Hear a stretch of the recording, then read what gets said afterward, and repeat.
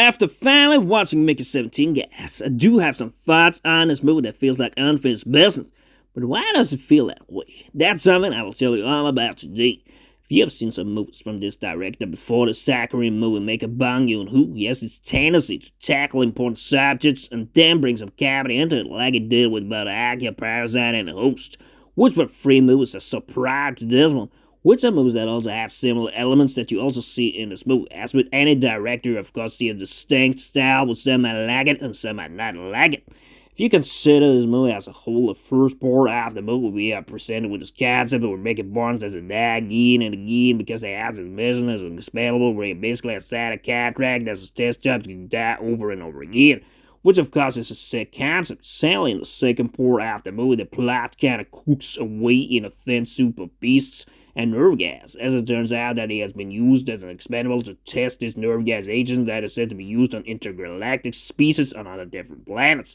A second reason why the movie feels unfinished is how we see only one real good character in the movie, the one played by Mark Ruffalo as the self-proclaimed expedition leader that failed twice to be elected president, called Kenneth Marshall. I feel it does a good performance in his role, which is roughly the same as he did in Poor Things, but it is an even better version. We see him climb out of his comfort zone. Robert Pattinson, if we talk about him as the main character, he does a decent role, but it is never a stand-up performance where he has to play different versions of himself, which is a difficult task, of course, but it has been done better by other actors, for instance by Tom Hardy and Legends. We also have to talk about this female black character called Nasa, which acts like a roadblock in his story. This character, played by Naomi Aki, that you may have seen in Blink Twice if you ever saw that shit show Alpha movie, seems a bit like an inclusion character that feels agenda pushed. She feels generic, but generally it is annoying how this character is written in pure terms to create a love story that makes the second part of the movie a bit lackluster to get through.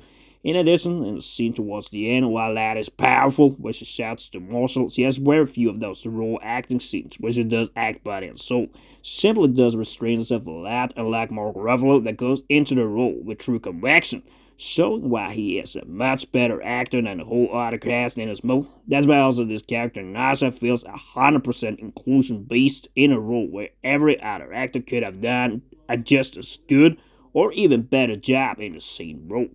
In a further point, we need to talk about the comedy in the movie that hits at some points. In other situations, it does not hit. At times, it is fun with these death jokes, and Mark does a couple of funny scenes in addition to this crazy Mickey 18 and a Dennison. But when it comes to this heavily driven love story and these strange beasts, the movie loses its balance between serious and unserious. In broad terms, then you might say that the movie looks like a better version of his other movie called Akira, which is even more unserious than this one, but at the same time, the movie does not produce a standout comedy movie, and we should have had more crazy characters like Kenneth Marshall.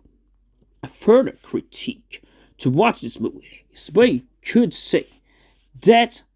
it does perhaps try a little too much, and while actually allowed to do advanced shit in the movie is explained in a satisfying way, it does seem a bit dumb at times with his printing machine, the strange break at the beginning. And it is, of course, interesting to see how his main character, the first maker, reacts to this project as an expendable because of a desperate move to get away from a loan shark because of a bad business deal. Nevertheless, I feel the movie could have been less ambitious. Maybe they were not only beasts, or maybe it could have taken another direction where it had looked a tad bit more realistic, because to have a technology such deep in the future, the movie does not have such a futuristic touch. Generally, I will say, however, that with a better balance between unserious and serious, with better and crazier characters, and of course, in addition to more crazy scenes like those scenes at the dinner, and the scenes where the marshal stands up and is about to do this speech, we could have had a real good sci-fi comedy movie, which this movie tried to be, but lacked that final nail polish in the process.